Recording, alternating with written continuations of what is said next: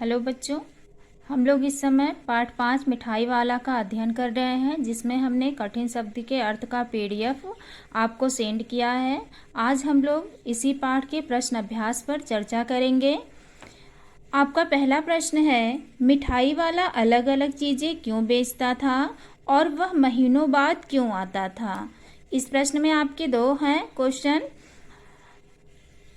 पहले इसके आंसर जानने से पहले हमें मिठाई वाले के बारे में कुछ जानना चाहिए।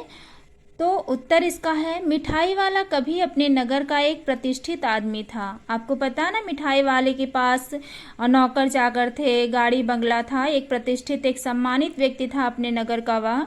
उसकी पत्नी और दो छोटे छोटे बच्चे भी थे, परंतु ईश्वर की लीला ने उसका भरा पूरा परिवार उजाड़ दिया।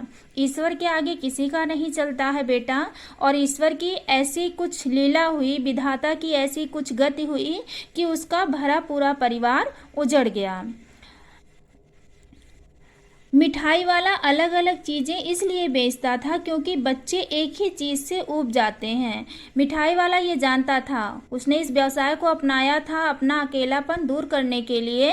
तो वो ये जानता था कि अगर वह एक ही चीज़ लेकर के बेचने जाएगा तो कुछ दिन बाद बच्चे ऊब जाएंगे उस चीज़ से, और जब वह हर बार अलग अलग चीज़ें लेकर के जाएगा तो बच्चों में उत्सुकता बनी रहेगी कि ना जाने क्या चीज़ लेकर के मिठाई वाला इस समय आया होगा। तो एक चीज़ इसलिए नहीं बेचता था कि बच्चे उससे ऊब ना जाए, बोर ना हो जाएं। फिर आपका जो सेकंड क्वेश्चन पूछा गया उसका आंसर है, वह महीनों बाद इसलिए आता था क्योंकि उसके पास पैसों की कोई कमी नहीं थी।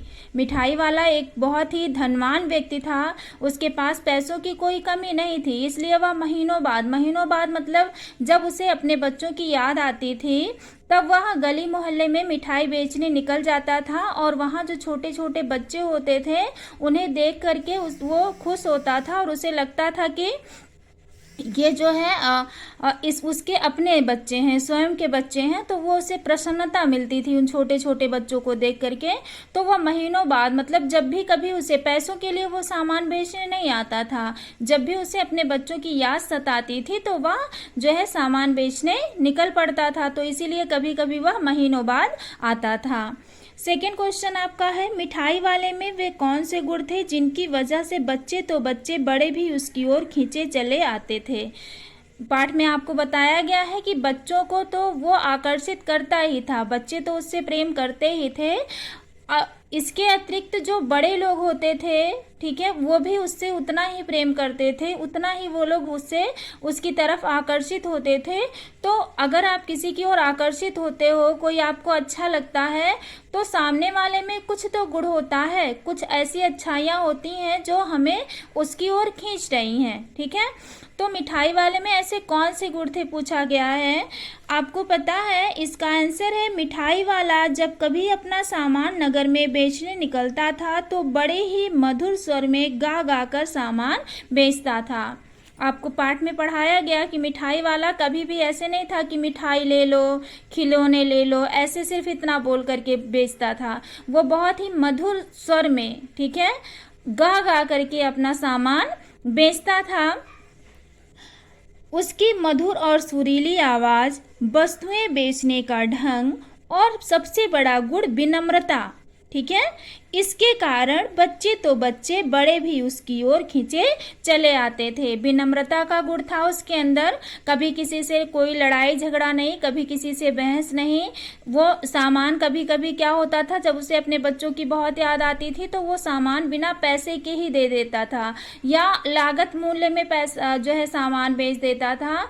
आशय यह है कि वो अपने लाभ के लिए नहीं यह व्यवसाय अपनाया था, उसने केवल अपना जो है अकेलापन दूर करने के लिए, अपने जो है पत्नी और बच्चों के याद से थोड़ा सा अलग होने के लिए वो ये व्यवसाय वो कर रहा था।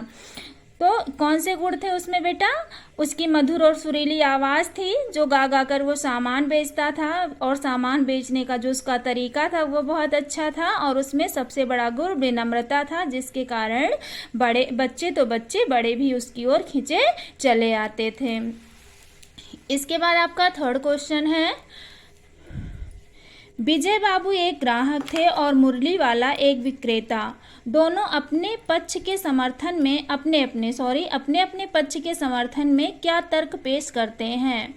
आपको पता है विजय बाबू एक ग्राहक थे और मुरली वाला एक विक्रेता था। ठीक है, विजय बाबू क्रेता थे, खरीदने वाले थे, और मुरली वाला एक विक्रेता था। दोनों ही अपने पक्ष के समर्थन में क्या तर्क पेश करते हैं, ये पूछा गया है। विजय बाबू मुरली खरीदने वाले एक ग्राहक थे। ग्राहक के स्वभावानुसार उन्होंने मुरली वाले से दाम कम करने के लिए कहा। ग्राहक का स्वभाव होता है, जो व्यक्ति खरीदने कुछ सामान जाता है, हम हैं आप हैं, जब कभी हम लोग बाजार सामान खरीदने जाते हैं तो दुकान वाले से ज़रूर ये कहते हैं कि ये इतने में नहीं, इतने में दे दो भैया। तो ग्राहक का यह स्वभाव होता है। उन्होंने क्या कहा, विजय बाबू ने मुरली के दाम कम करने के लिए कहा। इस पर मुरली वाले ने बताया कि वह मुरली लागत कीमत पर ही बेच रहा है। जितना मुरली में जितने पैसे खर्च हुए हैं उसको बनवाने में, उतने ही कीमत पर बिना अपने लाभ के वह मुरली बेच रहा है। इस बात पर विजय बाबू ने कहा, सामान बेचने वालों को तो झूठ बोलने की आदत होती है। विजय बाबू ने अपने पक्ष का समर्थन किया कि मैं सही हूँ, क्योंकि सामान जो लोग बेचते हैं उन्हें झूठ बोलने की आदत होती है। अपने पक्ष के समर्थन में मुरली वाले ने कहा, दुकानदार चाहे हानि उठाकर ही सामान बेचे, ग्राहक को यही लगता है कि दुकानदार उन्हें लूट रहा है। ये हर जो है ग्राहक की क्रेता की समस्या यही है कि वो कभी ये नहीं मानते हैं कि उन्होंने मुनाफे का सौदा किया। उन्हें हमेशा लगता है कि दुकानदार ने उन्हें लूटा है। तो मुरली वाले ने अपने पक्ष के समर्थन में ये बात कही। इसके बाद आपके 4 क्वेश्चन आंसर और हैं, जिसको हम नेक्स्ट वीडियो में देखेंगे। धन्यवाद।